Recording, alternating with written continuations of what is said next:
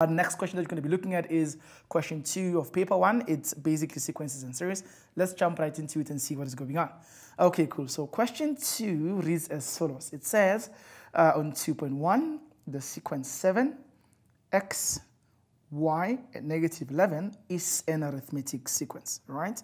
It's an arithmetic sequence already. The fact that it's arithmetic is actually a giveaway. Determine the values of x and y. Okay, cool. So it is an arithmetic sequence. We have to find the values of x and y. Okay, no challenges there. 7,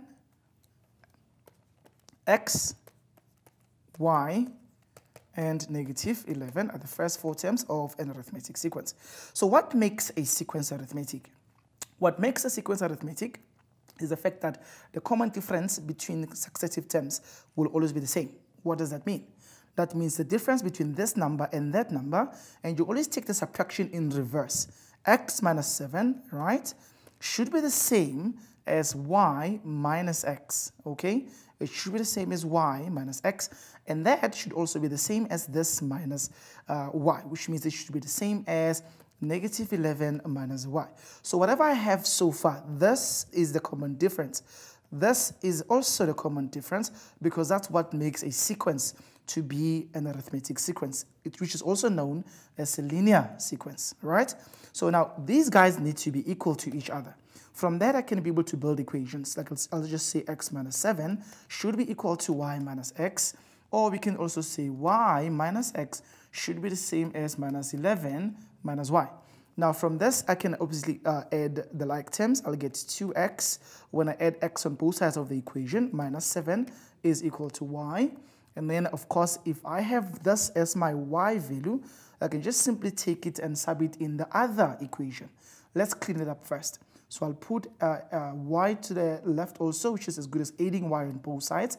I'll get 2y is equal to, when I add x on both sides, I'll get x minus 11, all right? But we know what our y value is, so I'm going to take that y value and just plug it everywhere where I see y. In this case, I only have y in one place, so it's going to be 2, okay, into 2x less 7, right? That should be equal to what? It should be equal to x less 11. Then we clean this up by removing the brackets. We're going to get 4x minus 14 should be x minus 11. And then 3x should be equal to, if you add on both sides, 14, you're going to get 3. And then x is going to come out as exactly 1. So I'm getting an x value of 1. If x is 1, we can then go back and sub in the other equation to find out what is the y value going to be. We know that y should be 2 times 1 minus 7. So I'm getting a y value of 2 into 1 minus 7, which is going to give you a negative 5 as a value. Now, don't take this as gospel. I am saying x is 1, y is minus 5. Question it. Is it legal? Is it correct? Is this actually the solution to the problem? Let's check it. If I have 7, and I have a 1, and I have a negative 5, and I have a negative 11, will those 4 terms form an arithmetic pattern if I sub them back into the given equation? Let's check. The difference here is negative 6. The difference here is also negative 6. And the difference here is negative 6. So that makes me smile because indeed it does satisfy the condition that was given to us that says we need this to be an arithmetic sequence. So please make it mandatory all the time to check if your answers do satisfy the given condition or the request that the examiner is actually putting out to you by saying this has to be arithmetic. Beautiful stuff. Let's move on to the second question quickly. It says to us here, given a quadratic number pattern, negative 3, 6, 27, and 60. All right, let's check that. Negative 3, 6, 27, and what's the last one? All right, the last one is actually 60. And the question is asking you to determine the general term of the pattern in the form Tn is an squared plus bn plus c. So negative 3, 6, 27, and 60, we're looking for the general term of this particular sequence, all right? Let's see what will happen. It's very important for you to understand the basics that are involved when you're working with these things. How does a quadratic pattern look? We need to find the terms of the first difference. This one is going to be negative 6 minus minus 3. It's giving us a value of 9. 27 minus 6 gives us a 21, and 60 You're looking at 60 minus 27, it should be 33. If you have 60 and you're minusing 27, the answer should actually be 33, yes. And then after that, we want the difference now between 21 and 9. So what is 21 minus 9? It's going to give you a value of 12. And what is 33 minus 21? It's also going to give you an answer of 12. Now, once you see this, it should make you happy because it means that indeed it is a quadratic pattern, because a quadratic sequence should always have a common second difference. Okay, what's the procedure? 2a should be equal to that. 3a plus b should be equal to 9. And a plus b plus c should be equal to -3. And you work with these things in that order. You work with them going up, right? You start with 2a equals to 12. If 2a is 12, your a value is going to come out as 6. And then you sub that back into the 3a formula. 3a, 3 into 6, your a is 6. 3a added with b should give you an answer of 9. So that means your b value, okay? B value should definitely be 3 times, which is going to actually lead us to 18. And then the answer is going to be -9. Only 18 minus 9 will give you 9. And then I've got an a value of 6. I'm subtracting a 9. I think this is actually supposed to work quite nicely. 3a plus b plus c. So a plus b plus c should give you an answer of -3. Now, the answer here is 6 minus 3 minus 9, which is -3. So c is actually supposed to be 0.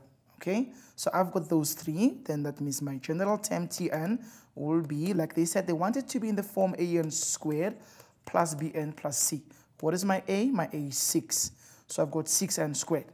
My b is 9. So I've got minus 9n plus c. This is indeed the general term. You can check it by testing. When you substitute 1, do you get the first term? When you substitute 2, do you get the second term? And so on and so on. It will help you to see if your sequence is working. Very important for you to make sure. Once you know that the sequence is right, then you can move on to try and solve the other questions, because trying to work with a sequence that is not correct might put you in a lot of trouble. All right? Make sure that everything is working out quite nicely. If it is, then you can move on to the follow-up questions. All right. So what's the next question here? We are asked to calculate the 50th term. Now, that's easy. It's just a matter of plugging 50 wherever you see n. The 50th term means the value of the term at the position 50. Okay, let's find that. Let's find the answer to that. We're looking for the 50th term. Okay, so the 50th term is what you get when you substitute n as 50. So T50 is equals to 6 into 50 squared minus 9 into 50. Then you just press in your calculator to find the value of the 50th term. Let's see what you're going to get. 6 into, we have 50. We're going to have a square here. Minus 9 into 50. And then the answer comes out as 14,550. It's very common that you forget a square. So always make sure that you did indeed type in your square when you're pressing your calculator. These are the errors we see when we're marking you guys at the marking center. Some of you forget the squares, even though you found the correct formula for the general term, but you're not using it correctly. So always double check your work. Make sure that you're not making mistakes. So I'm getting 14,550.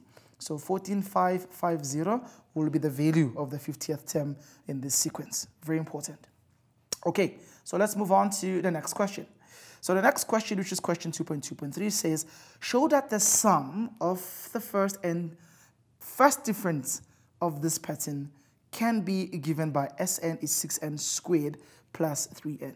So very important. Let's look at what is going on here. What are they actually saying to us? What they're saying to us, they want us to look at this stuff that you have here. That's the formula for the sum. But it's the formula for the sum of what? You need to learn how to analyze questions, guys. They want the sum of the first n terms of not the original sequence, but the first differences. So you need to go back and check, what are these terms of the first differences of my quadratic pattern, okay? We are discussing the first differences, not the original sequence, but the first differences. Very important. So what exactly are they talking about? I want you to go back and re-look at what we have. Now, what we've done so far, we worked with this. This is what was given. This is the quadratic, the normal quadratic pattern that you've got. This is a quadratic sequence. But the first difference of a quadratic pattern, which is the 9, 21, 33, actually forms what we call an arithmetic pattern. This is what we call an arithmetic sequence. So we are actually not asking you about the quadratic sequence. We are asking you about the arithmetic sequence, because the examiner is not talking about the original pattern. They're talking about the first difference of that particular sequence, which is the 9, 21, and 33. So they say, look at that and try to find the formula for the sum of n terms of this arithmetic series that we're actually looking at, the arithmetic sequence. I beg your pardon. We want the first difference, the sum of those guys, 9, 21, and 33. Okay, let's go back. So we know that the first guy is 9, the second guy is 21, and the third guy of that first difference will be 33. So we want to know, if you were to add them and add them and add them, what would be the formula for the sum of these terms? Okay, so the formula for an arithmetic will be Sn is n halves into 2 times a added with n less 1 multiplied by the common difference. Okay, cool. So what is my n? I don't need to know that, because I'm looking for the general sum. Over 2 into 2 times a. Our a is 9 added with, we don't need to know what n is, but the common difference is the difference between successive terms, and we know it's going to be 12. So the most important thing that you had to know about this question was the fact that the first difference of a quadratic pattern always forms an arithmetic pattern. Let's remove the brackets by multiplying this stuff out. We're going to get positive 12n here. We're going to have minus 12. And then if you simplify this, you get n halves into 12 times n, which is going to be 12n. And the difference between 18 and 12 is nothing but 6. Is it 6? Yes, it's 6. It's going to be 6. Okay, so now after that, we're just going to try and simplify further. We'll end up with the solution that says the sum is half of 12n. What is half of 12? Well, half of 12 is 6n squared. And what is half of 6? Well, half of 6 is actually 3n. Now, this is what we end up with as the sum of the terms that you get from the first difference. Is this what the examiner wanted? 6n squared plus 3n. You just double check to make sure that you have the same thing. If you don't, then it would mean that you made a mistake somewhere as you were trying to figure out what the solution is. Okay, cool. So 2.2.4 says, how many consecutive first differences were added? How many consecutive first differences were added to the first term of the quadratic number pattern to obtain a term in the quadratic number pattern that has a value of 21060? Now, this is a very tricky question, and the challenge with this question is in the words. There's a lot of words that they're using here. What you need to understand is you have to just see, are they talking about the arithmetic pattern, which is the first difference of the original sequence, or are they still talking about the quadratic pattern, okay? Then you will be able to know which formula of the formulas they've been speaking about you need to work with, all right? So that's what we're trying to figure out. So let's quickly see what is happening here. So if you look closely, they're saying to you how many terms were added of the first differences, okay? So they want n to figure out how many terms were added, right, in the first term of the quadratic number pattern to obtain a term. Now, this is where the juice lies. The juice lies in this.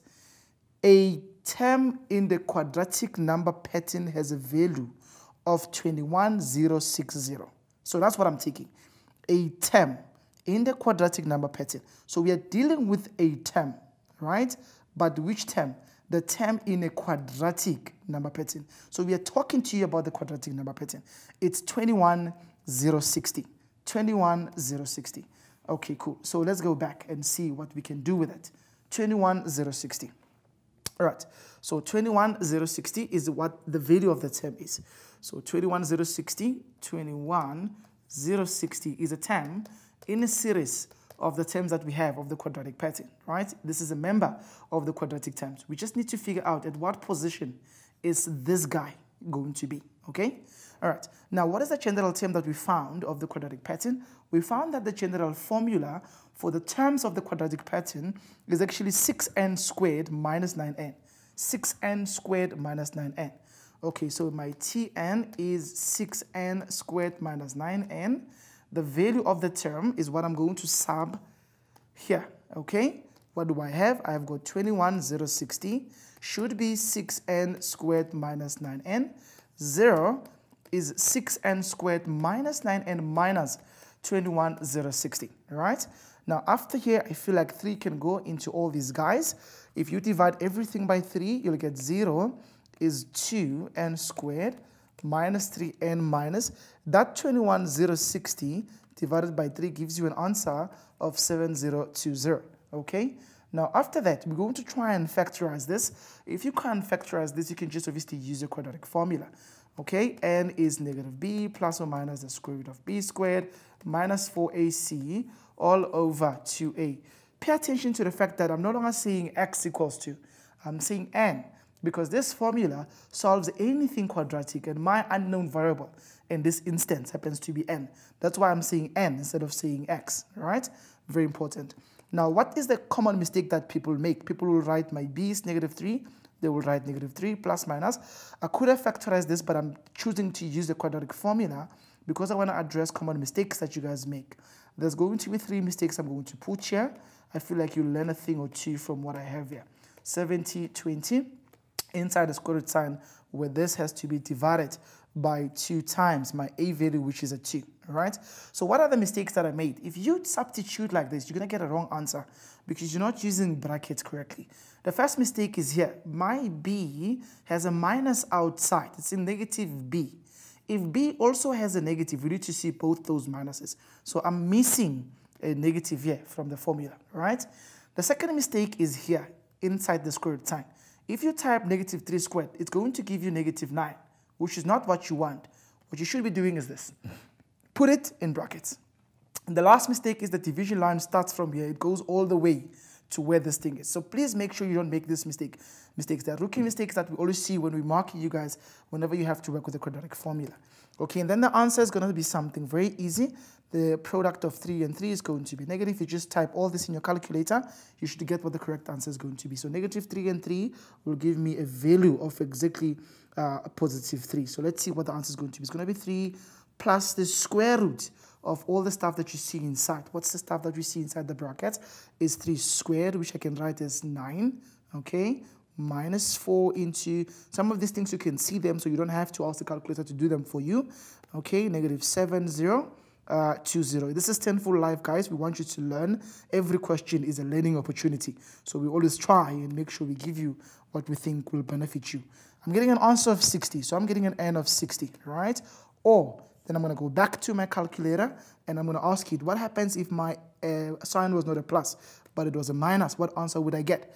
I'm getting something weird. Negative 117 over 2. Okay, well, n equals to negative 117 divided by 2. Now, one of these things is wrong. Remember, you're dealing with n, and n stands for position. If it's position, you are running a race. There is no way you're going to be at a weird position. If there's like a list of numbers, a number will either be in term 1, or it will be in term 2, or it will be at position number 3 or 4. So n can only assume natural number, not anything else. It can't be negative, it can't be a decimal, it can't be a fraction. It's only 1 or 2 or 3 or 4. It's position. You can't run a race and be at position 2.5. That doesn't make sense. So very, very important for you to keep that in mind. So you need to disqualify this and say n can be 60 only, all right? Now let's go back to the sequence and agree with each other that we're not solving for that. Okay, they were asking how many terms of the original pattern must be added. How many terms of the differences need to be added from the first term for us to end up with what we are sitting with here. We just found that this is found at position number 60. This is basically where this number 21060 is currently located. Now think about this. Think about this carefully. I'm going to remove this arrow that I put here. I want you to see something very interesting here. The original sequence, remember the original sequence started with negative 3. It followed with 6 and then 27. Okay? All right, negative 3. Where's negative 3? Very important. Very, very important for us to talk about this question. The first term that we had was negative 3. I'm going to put those numbers in yellow. We started with negative 3. We had 6, and then we had 27. Remember they're asking you how many terms of the first difference are added so that we end up with this guy who is at position 60. The first guy that we added on the first term was a 9. The second guy that we added on the second term was the difference between this and that, which gave us a value of, what was it again? Look at me forgetting it. It was 21. Yes, it was 21. So we added 21. And then later on, to get the next number, we added 33. So you've been adding these white numbers. These are the terms of the first difference. So how many of them did you really add so that you end up with what you have there? Now let's look at the relationship between the positions of the quadratic guys and the positions of the first difference guys. The first term, you added term 1, and then you added term 2, right? And then you added term 3 of the first difference terms, right? So you'll see that they're actually related in that way. Now that means if I'm looking at the first term of the quadratic, it is between the first difference of the first term of the first difference will be between T2 and T1, right? I want you to see that difference. When you add T1 of the first difference on the first term, you'll get T2. When you want T3, you must add T2 of these guys. When you want T3 here and T3 here will give you T4 of the next guys. So if I want T60 here, right, if I want to go to T60, the term that we're adding here should be the 59th term. The 59th term of the quadratic guys and the 59th term of the first difference will lead me to the 60th term of the quadratic. Look at it. T1 and T1 will give us T2 in the quadratic. T2 and T2 will give us T3. T3 and T3 will give us T4. So T59 and T59 should give us T60. Therefore, 59 terms were added, right, for us to end up with this particular term, 21060.